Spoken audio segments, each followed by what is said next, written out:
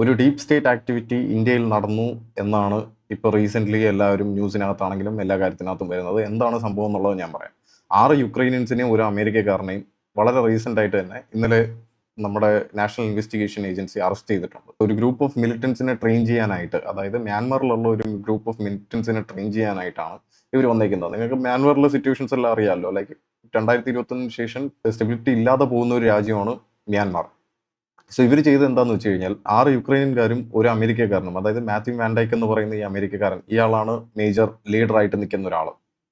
ഇയാളും കൂടെ ഇന്ത്യയിൽ ടൂറിസ്റ്റ് വിസയിൽ വരുന്നു. ടൂറിസ്റ്റ് വിസയിൽ വന്ന ഇവർ ഗുവാഹട്ടി എന്ന് പറയുന്ന സ്ഥലത്തേക്ക് സഞ്ചരിക്കുന്നു. അവിടെ നിന്ന് പിന്നീട് മിസോറാം എന്ന് പറയുന്നത് ബോർഡർ സ്റ്റേറ്റ് ആണ്. ഈ ബോർഡർ സ്റ്റേറ്റിൽ എൻ്റർ ചെയ്യണമെന്നുണ്ടെങ്കിൽ പുറമേയുള്ള ലൈക്ക് ടൂറിസ്റ്റായിട്ട് വരുന്നവർക്കാണെങ്കിലും ആർക്കാണെങ്കിലും പുറമേയുള്ള ഒരു സിറ്റിസൺ ആണെന്നുണ്ടെങ്കിൽ ഇവർക്ക് പ്രത്യേകം പെർമിറ്റ് വേണം. വിത്തൗട്ട് പെർമിറ്റ് ഇവർ മിസോറാമിലേക്ക് പോവുകയും അവിടുന്ന് മിസോറാമെന്ന് ഇവർ ഇല്ലീഗലി മ്യാൻമറിലേക്കും കടക്കുകയാണ് ചെയ്യുന്നത്. സോ ഇത് കടക്കുന്നതിൻ്റെ ലക്ഷ്യമെന്ന് പറയുന്നത് അവിടെയുള്ള മിലിറ്റന്റ് ഓർഗനൈസേഷൻസ്, അതായത് ആംഡ് മിലിറ്റന്റ് ഗ്രൂപ്പ്സ് ആയിട്ടുള്ള ആൾക്കാർക്ക് ആയുധ പരിശീലനം കൊടുക്കാനും ഡ്രോൺ വാർഫെയറിനെ പറ്റി പഠിപ്പിച്ചു കൊടുക്കാനും പിന്നെ ഈ ജാമിങ് ടെക്നിക്സ്, അതായത് ഈ നമ്മുടെ ഇന്റർനെറ്റ് ജാമിങ് ഇങ്ങനെ പറഞ്ഞിട്ടുള്ള ഒരു ജാമിങ് ടെക്നിക്സിനെ പറ്റി പഠിപ്പിക്കാനും ആയിട്ടാണ് ഇവരവിടെ ചെല്ലുന്നത്. സോ ഇവരവിടെ ചെല്ലുകയും ട്രെയിനിങ്സും കാര്യങ്ങളെല്ലാം കഴിഞ്ഞിട്ട് തിരിച്ചു വരുന്ന വഴിക്കാണ്, തിരിച്ച് ഇന്ത്യയിലൂടെയാണ് ഇവർ തിരിച്ച് വീണ്ടും വരുന്നത്. തിരിച്ചു വരുന്ന വഴിക്കാണ് നാഷണൽ ഇൻവെസ്റ്റിഗേഷൻ ഏജൻസി ഒരു tip of, as far as I know, നമ്മളുടെ ഇൻഫർമേഷൻ പ്രകാരം ഇത് ഒരു റഷ്യൻ ടിപ്പ് ഓഫ് ആണ്. റഷ്യൻസിന്റെ കയ്യിൽ നിന്ന് കിട്ടിയ ഒരു ഇൻഫർമേഷൻ കൊണ്ടാണ് ഇവരെ ക്യാപ്ചർ ചെയ്തിരിക്കുന്നത്. ഇവരെ അറസ്റ്റ് ചെയ്തതിന് കഴിഞ്ഞതിന് ശേഷം ഇപ്പം റീസെന്റ് കോടതിയിൽ ഹാജരാക്കി അവരെ കസ്റ്റഡിയിലേക്ക് വാങ്ങിച്ചേക്കുകയാണ്. സോ ഈ ഡീപ് സ്റ്റേറ്റ് ആക്ടിവിറ്റി ഇന്ത്യയിൽ നടന്നു എന്ന് പറയുമ്പോഴത്തേക്കും ഇതിലൊരു അമേരിക്കക്കാരൻ ഇൻവോൾവ് ആണ് എന്നുള്ളത് കൊണ്ടാണ് അങ്ങനെ പറയാനുള്ള കാര്യം.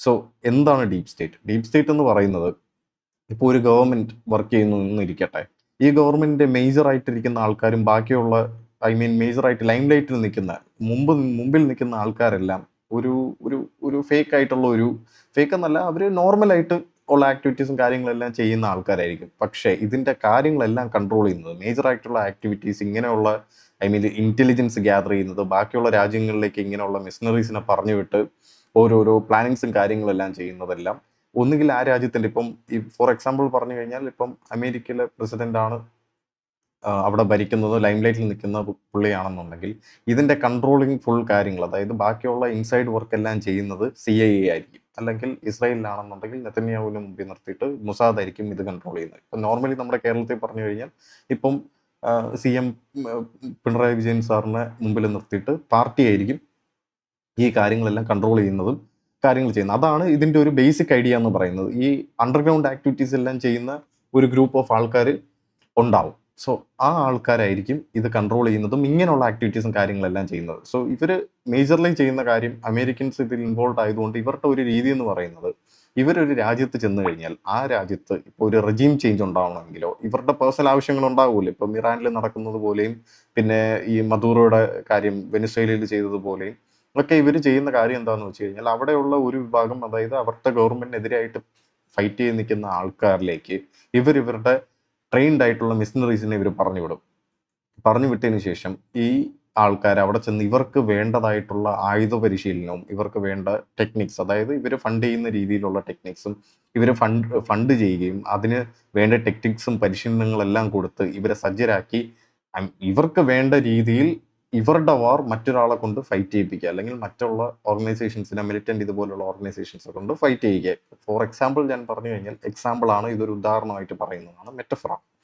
സോ ഇപ്പം ഇറാനിലെ അവിടുത്തെ ഗവൺമെന്റിനെതിരായിട്ട് നിൽക്കുന്ന കുറെ കുർദിഷ് ഗ്രൂപ്പുകളുണ്ട്. സോ ഇവരെ അമേരിക്കൻസ് കയ്യിലെടുക്കുകയും ഇവർ അവിടെ ഒരു അപ്രൈസിങ് ഉണ്ടാക്കുകയും അവർക്ക് വേണ്ട ട്രെയിനിങ്സ് കാര്യങ്ങളെല്ലാം ഇവർ ഇതിനു മുമ്പേ കൊടുക്കുകയും എന്നിട്ട് അവര് അതിനുശേഷം ഇവർ തന്നെ ഇൻവോൾവ് ആകാതെ ഈ അകത്തുള്ള ആൾക്കാരെ കൊണ്ട് തന്നെ ഈ റെജീമിനെ തള്ളിയിടുക എന്നുള്ള രീതിയിലേക്കുള്ള ടെക്നിക്സും അതിൻ്റെ ഒരു ടെക്നിക്കിനാണ് ഈ ഡീപ് സ്റ്റേറ്റിന്റെ ഒരു ഫംഗ്ഷനിങ് എന്ന് പറയുന്നത്. ഈ ഒരു രീതിയിലാണ് ഇവർ ഫംഗ്ഷൻ ചെയ്യുന്നത്. സോ അത് ഞാൻ ഒരു എക്സാമ്പിൾ ആയിട്ട് പറഞ്ഞതാണ്. അതിന് ലൈക്ക് നമ്മൾ കാര്യമായിട്ട് റിയാലിറ്റി ആയിട്ട് നമ്മൾ എടുക്കേണ്ട ആവശ്യമില്ല. It's just an example. So അങ്ങനെ ആ ഒരു രീതിയിൽ, അതായത് നമുക്കിപ്പോൾ ഒരു ഗവൺമെന്റിനെ അല്ലെങ്കിൽ നമുക്കിപ്പോൾ ഒരു റെജീമിനെ തള്ളി മറിച്ചിടണമെന്നുണ്ടെങ്കിൽ ആ റെജീം ഇപ്പോൾ ബംഗ്ലാദേശിൽ നടന്നതുപോലെ തന്നെ നമുക്കിപ്പം ഇത് ഇടണമെന്നുണ്ടെങ്കിൽ ആ ഗവൺമെന്റിനെതിരായിട്ട് നിൽക്കുന്ന ആൾക്കാർക്ക് വേണ്ട വെപ്പൺസും കാര്യങ്ങളെല്ലാം കൊടുക്കുക, അവർക്ക് വേണ്ട ട്രെയിനിങ്സും കാര്യങ്ങളെല്ലാം കൊടുക്കുക. എന്നിട്ട് അവരെ കൊണ്ട് തന്നെ നിങ്ങളുടെ ആവശ്യം എന്താണോ അത് നടത്തിയെടുക്കുക.